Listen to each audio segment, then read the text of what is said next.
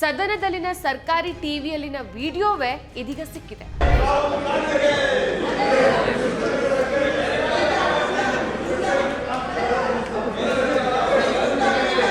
So frustrate ಅಂತ ಹೇಳಿದ್ದೇನೆ ಹೊರತು ನಿಂದಿಸಿಲ್ಲ ಅಂತಾನೆ ವಾದಿಸಿದ್ದ ಸಿಟಿ ರವಿ.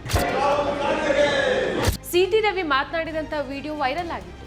ಲಿಖಿತ ಮತ್ತು ಮೌಖಿಕ ರೂಪದಲ್ಲಿ ಹೇಳಿಕೆಯನ್ನು ದಾಖಲಿಸಿಕೊಳ್ಳಲಾಗಿದೆ. ಹೇಳಿಕೆಯನ್ನ ವಿಡಿಯೋ ಚಿತ್ರೀಕರಣ ಮಾಡಿಕೊಳ್ಳಲಾಗಿದೆ. ಹೇಳಿಕೆ ದಾಖಲಿಸಿಕೊಳ್ಳಲಾಗುತ್ತೆ ಅಂತ ಸಿಐಡಿ ಮೂಲಗಳು ತಿಳಿಸಿದೆ. ಇದೀಗ ಸಿಟಿ ರವಿ ಫ್ರಸ್ಟ್ರೇಟ್ ಅಂತ ಹೇಳಿದಾರೋ ಅಥವಾ ಬೇರೆ ಪದವನ್ನ ಬಳಸಿದಾರೋ ಅನ್ನೋ ವಿಡಿಯೋ ಸಿಐಡಿ ಕೈಯಲ್ಲಿ ಸಿಕ್ಕಿದೆ. ಈ ದಿನ.com ನಮ್ಮ ಕರ್ನಾಟಕ ನಡೆದ 50 ಹೆಜ್ಜೆ ಮುಂದಿನ ದಿಕ್ಕು ಎಂಬ ವಿಶೇಷ ಸಂಚಿಕೆಯನ್ನು ಹೊರತಂದಿದೆ. ಈ ವಿಶೇಷ ಸಂಚಿಕೆಯನ್ನು ಖರೀದಿಸೋಕೆ ಈ ಕೆಳಗೆ ಕಾಣಿಸ್ತಾ ಇರೋ ನಂಬರನ್ನು ಸಂಪರ್ಕಿಸಿ. ನಮಸ್ಕಾರ, ಈ ದಿನ.comಗೆ ಸ್ವಾಗತ. ನಾನು ಜಿಎಂ ಪವಿತ್ರ. ವಿಧಾನ ಪರಿಷತ್ನ ಬಿಜೆಪಿ ಸದಸ್ಯ ಸಿಟಿ ರವಿ ವಿರುದ್ಧ ದಾಖಲಾಗಿರುವಂತಹ ರಾಜ್ಯ ಮಹಿಳಾ ಮತ್ತು ಮಕ್ಕಳ ಕಲ್ಯಾಣ ಇಲಾಖೆ ಸಚಿವೆ ಲಕ್ಷ್ಮಿ ಹೆಬ್ಬಾಳ್ಕರ್ ಅವರನ್ನ ನಿಂದಿಸಿದ ಪ್ರಕರಣದಲ್ಲಿ ಬಹುಮುಖ್ಯವಾದಂತಹ ಸಾಕ್ಷಿ ಅಸಲಿ ವಿಡಿಯೋ ಇದೀಗ ಸಿಐಡಿಗೆ ಲಭ್ಯವಾಗಿದೆ. ಈ ವಿಡಿಯೋದಲ್ಲಿ ಸಿಟಿ ರವಿ ಅವರು 7 ಬಾರಿ ಹೆಬ್ಬಾಳ್ಕರ್ ಅವರಿಗೆ ನಿಂದಿಸಿರೋದು ಕೇಳ್ಬರುತ್ತೆ ಅಂತ ಸಿಐಡಿ ಮೂಲಗಳು ತಿಳಿಸಿದೆ.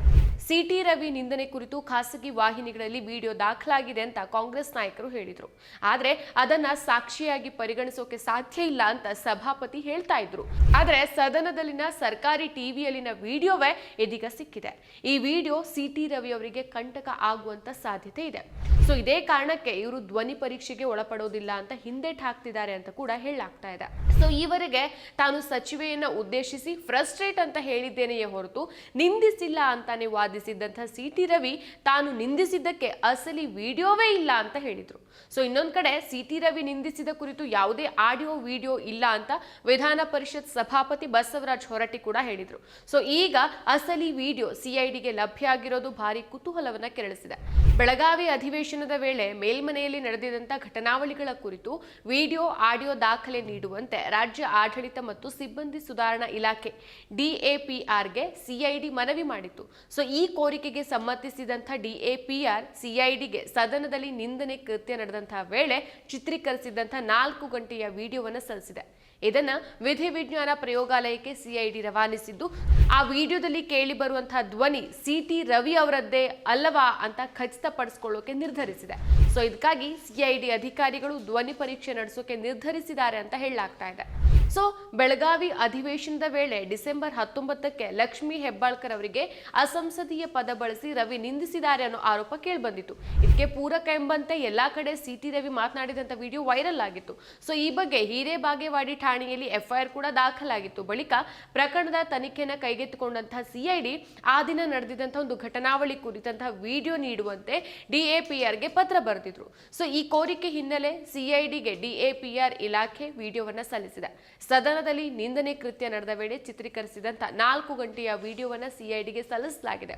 ಸೊ ಆ ವಿಡಿಯೋವನ್ನ ಪರಿಶೀಲಿಸಿದಾಗ 7 ಬಾರಿ ಲಕ್ಷ್ಮಿ ಹೆಬ್ಬಾಳ್ಕರ್ ಅವರಿಗೆ ನಿಂದಿಸಿರೋದು ಕೇಳ್ಬರುತ್ತೆ ಅಂತ ಸಿಐಡಿಯ ಉನ್ನತ ಮೂಲಗಳು ಮಾಹಿತಿ ನೀಡಿರೋದಾಗಿ ವರದಿಯಾಗಿದೆ. ಸೊ ಈ ವಿಡಿಯೋವನ್ನ ಆಧರಿಸಿ ಸಿಟಿ ರವಿ ಅವರ ಧ್ವನಿ ಪರೀಕ್ಷೆ ನಡೆಸೋಕೆ ಸಿಐಡಿ ಅಧಿಕಾರಿಗಳು ಮುಂದಾಗಿದ್ದಾರೆ. ಆದ್ರೆ ತಾನು ಯಾವುದೇ ಕಾರಣಕ್ಕೂ ಧ್ವನಿ ಪರೀಕ್ಷೆಗೆ ಒಳಪಡೋದಿಲ್ಲ ಅಂತ ಈ ಹಿಂದೆ ಸಿಟಿ ರವಿ ಹೇಳಿದ್ರು. ಸೊ ಇದೇ ಪ್ರಕರಣದಲ್ಲಿ ಅವರಿಗೆ ಜಾಮೀನು ನೀಡಿದಾಗಲೂ ಸಹ ಸಿಐಡಿ ಅವರಿಗೆ ಸಹಕರಿಸುವಂತೆ ನ್ಯಾಯಾಲಯ ಷರತ್ತನ್ನು ವಿಧಿಸಿತು. ಸೊ ಹೀಗಾಗಿ ಧ್ವನಿ ಪರೀಕ್ಷೆಗೆ ನಿರಾಕರಣೆ ಹಿನ್ನೆಲೆಯಲ್ಲಿ ತನಿಖೆಗೆ ಅಸಹಕಾರ ತೋರಿಸಿದ್ದಾರೆ ಅಂತ ಆರೋಪಿಸಿ ಸಿಟಿ ರವಿ ವಿರುದ್ಧ ಜನಪ್ರತಿನಿಧಿಗಳ ನ್ಯಾಯಾಲಯಕ್ಕೆ ಸಿಐಡಿ ಮೊರೆ ಹೋಗಿದೆ. ಅಷ್ಟೇ ಅಲ್ಲ, ಧ್ವನಿ ಪರೀಕ್ಷೆಗೆ ಸ್ಯಾಂಪಲ್ ನೀಡೋಕೆ ಅನುಮತಿ ಕೋರಿ ಸಹ ನ್ಯಾಯಾಲಯಕ್ಕೆ ಸಿಐಡಿ ಮನವಿ ಮಾಡಿದೆ. ಸೊ ಈ ಅರ್ಜಿ ವಿಚಾರಣೆ ನಡೆಸಿದಂತ ಕೋರ್ಟ್ ವಿಚಾರಣೆಗೆ ಹಾಜರಾಗುವಂತೆ ಸಿಟಿ ರವಿ ಅವರಿಗೆ ನೋಟಿಸ್ ನೀಡಿತು. ಸೊ ಈ ಸಂಬಂಧ ನ್ಯಾಯಾಲಯ ನೀಡುವಂತಹ ಆದೇಶದ ಮೇರೆಗೆ ಮುಂದಿನ ತನಿಖೆ ತೀರ್ಮಾನ ಆಗುತ್ತೆ ಅಂತ ಹೇಳಲಾಗ್ತಾ ಇದೆ. ಇನ್ನು ಸಿಟಿ ರವಿ ಅಶ್ಲೀಲ ಪದ ಬಳಸಿದ್ದಾರೆ ಅಂತ ಹೇಳಲಾದಂತಹ ಒಂದು ಪ್ರಕರಣದ ಸಂಬಂಧ ಪರಿಷತ್ ಸದಸ್ಯರಾದ ಉಮಾಶ್ರೀ ಮತ್ತು ನಾಗರಾಜ್ ಯಾದವ್ ಅವರ ಹೇಳಿಕೆಯನ್ನು ಸಿಐಡಿ ದಾಖಲಿಸಿಕೊಂಡಿದೆ. ಪ್ರಕರಣದ ಸಂಬಂಧ ಪರಿಷತ್ ಕಾಂಗ್ರೆಸ್ ಸದಸ್ಯ ಉಮಾಶ್ರೀ ಮತ್ತು ನಾಗರಾಜ್ ಯಾದವ್ ಗುರುವಾರ ಸಿಐಡಿ ವಿಚಾರಣೆಗೆ ಹಾಜರಾಗಿದ್ದು, ಕಲಾಪದ ಸಂದರ್ಭದಲ್ಲಿ ಸಿಟಿ ರವಿ ಅವರು ಸಚಿವೆ ಲಕ್ಷ್ಮಿ ಹೆಬ್ಬಾಳ್ಕರ್ಗೆ ಅಶ್ಲೀಲ ಪದ ಬಳಸಿದ ಕುರಿತು ಹೇಳಿಕೆಯನ್ನು ದಾಖಲಿಸಿದ್ದಾರೆ ಅಂತ ತಿಳಿದು ಬಂದಿದೆ. ಸೊ ಮತ್ತೊಂದು ಕಡೆ ಇದೇ ವೇಳೆ ವಿಧಾನ ಪರಿಷತ್ ಕಲಾಪದಲ್ಲಿದ್ದಂತಹ ಯತೀಂದ್ರ ಸಿದ್ದರಾಮಯ್ಯ ಅವರಿಗೂ ಸಹ ನೋಟಿಸ್ ನೀಡೋಕೆ ಸಿಐಡಿ ಮುಂದಾಗಿದೆ ಅಂತ ಮೂಲಗಳು ತಿಳಿಸುತ್ತೆ. ಗುರುವಾರ ಬೆಳಿಗ್ಗೆ 10:00 ಬಂದಂತ ಉಮಾಶ್ರೀ ಅವರು ಸುಮಾರು ಮಹಿಳಾ ಡಿವೈಎಸ್ಪಿ ಅವರ ಜೊತೆಗೆ ಮಧ್ಯಾಹ್ನ 12:30 ತನಕ ವಿಚಾರಣೆಯಲ್ಲಿ ಹಾಜರಾಗಿದ್ರು. ಹಾಗೆಯೇ ಮತ್ತೊಬ್ಬ ಪರಿಷತ್ ಸದಸ್ಯ ನಾಗರಾಜ್ ಯಾದವ್ ಅವರು 11 ಗಂಟೆಗೆ ಹೋದವರು 1 ಗಂಟೆವರೆಗೂ ಸಹ ಡಿವೈಎಸ್ಪಿ ಕೇಶವ ಮೂರ್ತಿ ವಿಚಾರಣೆ ನಡೆಸಿ ಲಿಖಿತ ಮತ್ತು ಮೌಖಿಕ ರೂಪದಲ್ಲಿ ಹೇಳಿಕೆಯನ್ನು ದಾಖಲಿಸಿಕೊಂಡಿದ್ದಾರೆ. ಸೊ ಜೊತೆಗೆ ಈ ಹೇಳಿಕೆಯನ್ನ ವಿಡಿಯೋ ಚಿತ್ರೀಕರಣ ಕೂಡ ಮಾಡಿಕೊಳ್ಳಲಾಗಿದೆ ಅಂತ ಮೂಲಗಳು ತಿಳಿಸುತ್ತೆ. ಸೊ ಪರಿಷತ್ ಕಲಾಪ ಎಷ್ಟು ಗಂಟೆಗೆ ಶುರುವಾಯಿತು, ನೀವು ಎಷ್ಟು ಗಂಟೆವರೆಗೂ ಕಲಾಪದಲ್ಲಿ ಇದ್ದೀರಿ, ಸಿಟಿ ರವಿ ಅವರು ಮಹಿಳಾ ಸಚಿವರಿಗೆ ಅಶ್ಲೀಲ ಪದ ಬಳಸಿದಾಗ ಸ್ಥಳದಲ್ಲಿ ನೀವು ಇದ್ದಿದ್ರಾ, ಸೊ ಹೀಗೆ ಸುಮಾರು 40ಕ್ಕೂ ಹೆಚ್ಚು ಪ್ರಶ್ನೆಗಳನ್ನ ಕೇಳಲಾಗಿದೆ ಅಂತ ತಿಳಿದು ಬಂದಿದೆ. ಸೊ ಈಗಾಗಲೇ ರಾಮೋಜಿ ಗೌಡ ಅವರ ಹೇಳಿಕೆಯನ್ನು ಸಹ ಪಡೆಯಲಾಗಿದೆ. ಇದೀಗ ಉಮಾಶ್ರೀ ಮತ್ತು ನಾಗರಾಜ್ ಯಾದವ್ ಅವರ ಹೇಳಿಕೆಯನ್ನು ಪಡೆಯಲಾಗಿದ್ದು ಸದ್ಯದಲ್ಲೇ ಯತೀಂದ್ರ ಸಿದ್ದರಾಮಯ್ಯ ಅವರಿಗೂ ಸಹ ನೋಟಿಸ್ ಕೊಟ್ಟು ಅವರಿಂದ ಸಹ ಹೇಳಿಕೆಯನ್ನು ದಾಖಲಿಸಿಕೊಳ್ಳಲಾಗುತ್ತೆ ಅಂತ ಸಿಐಡಿ ಮೂಲಗಳು ತಿಳಿಸುತ್ತೆ. ಸೊ ವಿಚಾರಣೆ ಬಳಿಕ ಮಾಧ್ಯಮಗಳಿಗೆ ಪ್ರತಿಕ್ರಿಯೆ ನೀಡಿದಂತ ಪರಿಷತ್ ಸದಸ್ಯ ನಾಗರಾಜ್ ಯಾದವ್, ಪರಿಷತ್ ಕಲಾಪದಲ್ಲಿ ನಡೆದ ಘಟನೆಯನ್ನ ತನಿಖಾಧಿಕಾರಿಗಳಿಗೆ ಸಮರ್ಪಕವಾಗಿ ವಿವರಿಸಿದ್ದೇನೆ. ಯಾವ ಮಹಿಳೆಗೂ ಸಹ ಆ ರೀತಿಯ ಅಶ್ಲೀಲ ಪದವನ್ನು ಬಳಸಬಾರದು. ಸಿಟಿ ರವಿ ಅವರು ಮೊಂಡುತನ ಬಿಟ್ಟು ಬೇಷರತ್ ಕ್ಷಮೆ ಕೇಳಬೇಕು ಅಂತ ಒತ್ತಾಯಿಸಿದ್ದಾರೆ.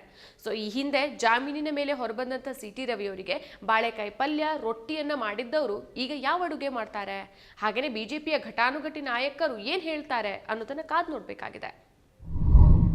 ಮತ್ತಷ್ಟು ವಿಶೇಷ ವಿಡಿಯೋಗಳನ್ನು ನೋಡಲು ಮತ್ತು ಹೊಸ ವಿಡಿಯೋಗಳ ಬಗ್ಗೆ ತಿಳಿಯಲು ಈ ದಿನ .com ಯೂಟ್ಯೂಬ್ ಚಾನೆಲ್ ಸಬ್ಸ್ಕ್ರೈಬ್ ಮಾಡಿ ಮತ್ತು ಬೆಲ್ ಐಕಾನ್ ಕ್ಲಿಕ್ ಮಾಡಿ.